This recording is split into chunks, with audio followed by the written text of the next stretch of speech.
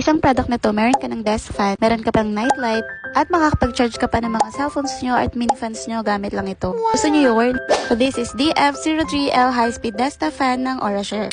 It has 10,000 mAh large capacity battery and naro-rotate to hanggang 135 degrees.